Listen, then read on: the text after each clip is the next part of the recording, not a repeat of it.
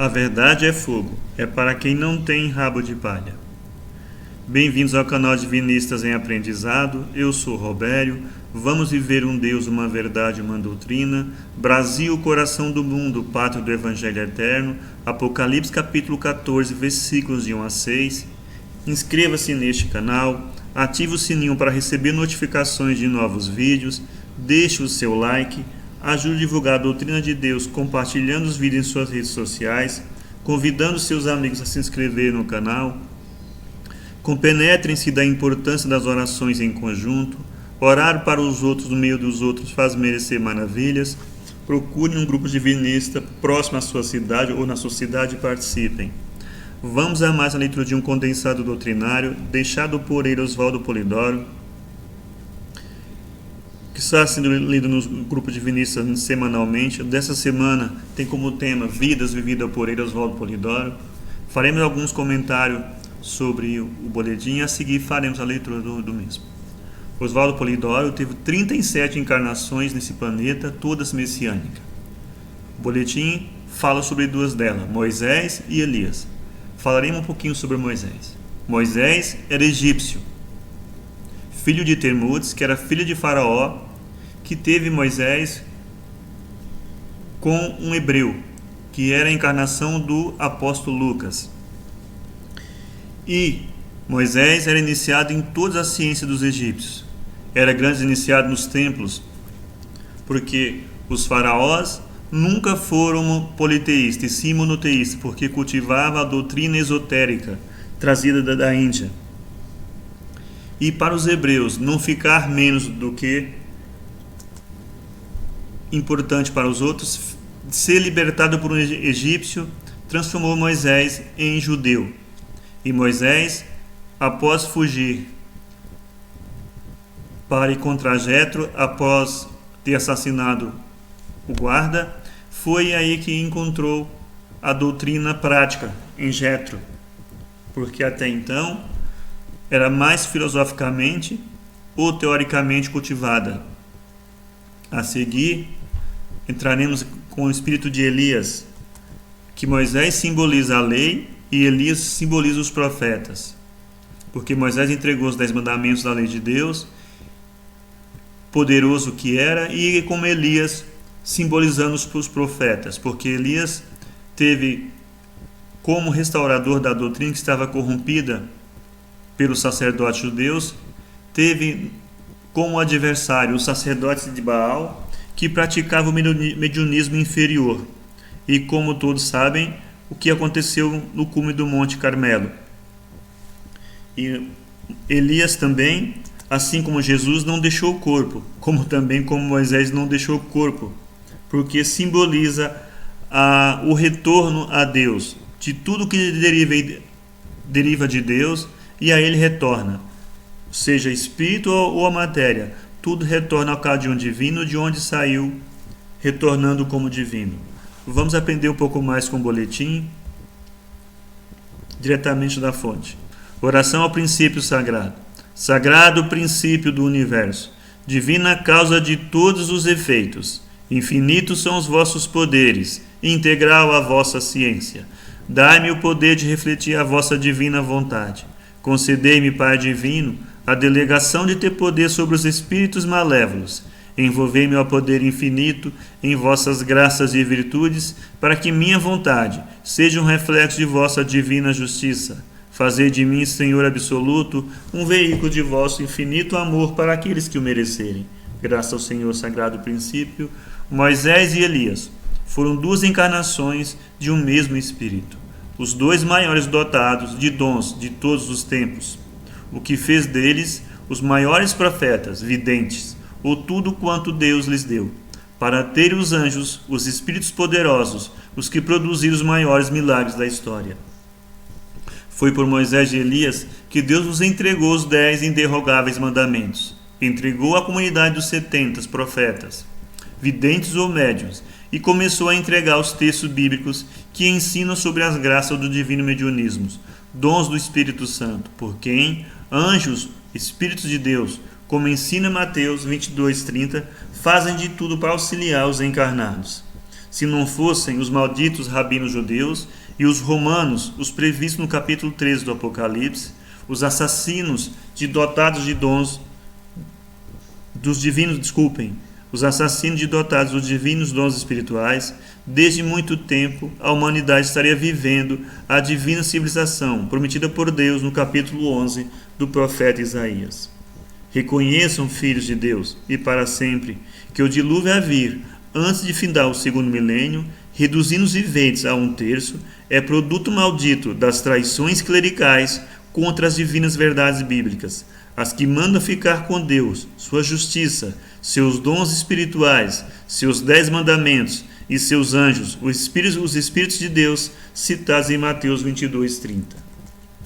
Os que sobrarem do dilúvio pensarão 1000 vezes antes de falarem uma vez sobre Deus, sua justiça, seus dons, seus 10 mandamentos e seus anjos, os Espíritos mensageiros de Deus. Aprenda agora, com o divino documentário bíblico, as divinas verdades que os imundos clericalismos atraiçoaram, produzindo o dilúvio que virá antes de findar o segundo milênio.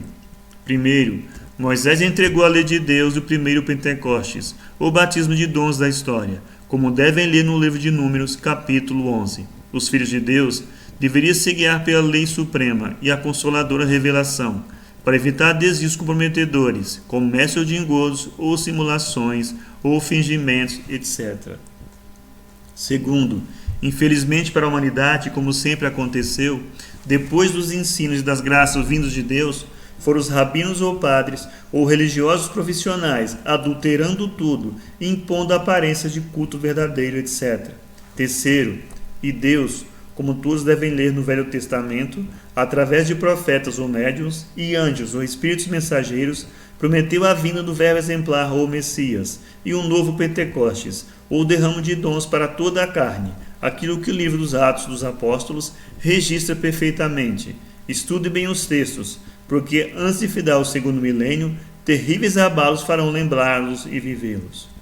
O supremo documento, primeiro mandamento: eu sou o Senhor teu Deus, não há outro Deus. Segundo, não farás imagens quaisquer para as adorar. Terceiro, não pronunciarás em vão o nome de Deus. Quarto, terás um dia na semana para descanso e recolhimento.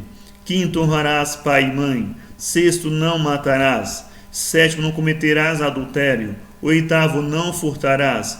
Nono, não darás falso testemunho. Décimo, não desejarás o que é do teu próximo.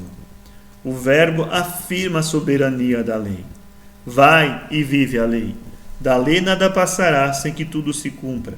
Pecar contra o mínimo mandamento é como pecar contra toda a lei. Meu pai, minha mãe e meus irmãos são os que ouvem a lei e a praticam.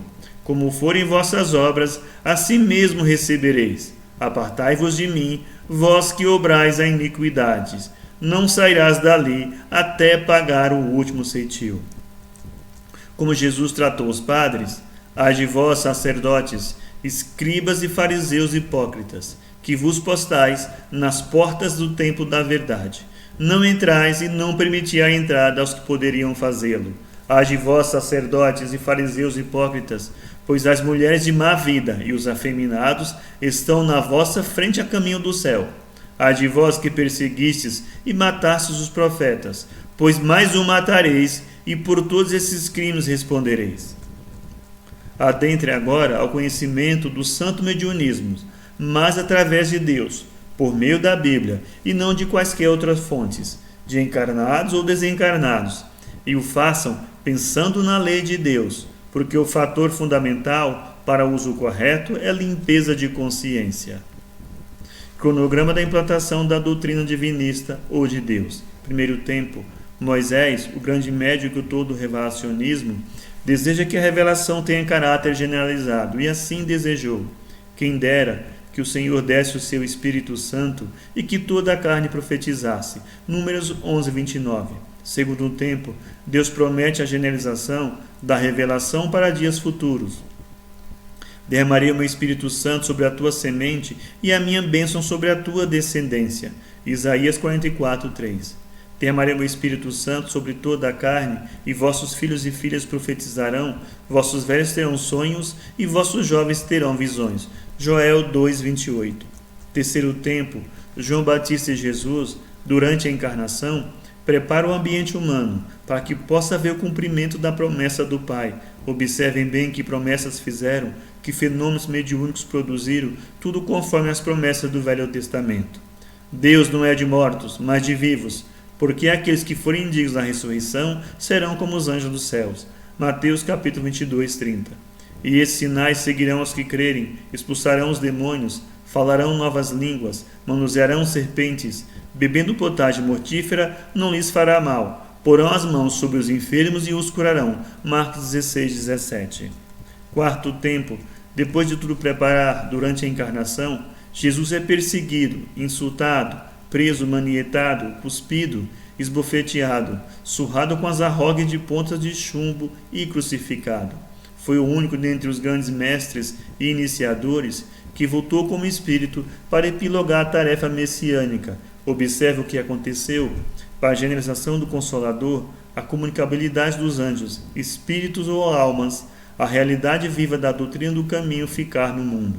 Porque para vós é a promessa, e para quantos estiverem longe, quantos o Senhor a si quiser chamar. Atos capítulo 2.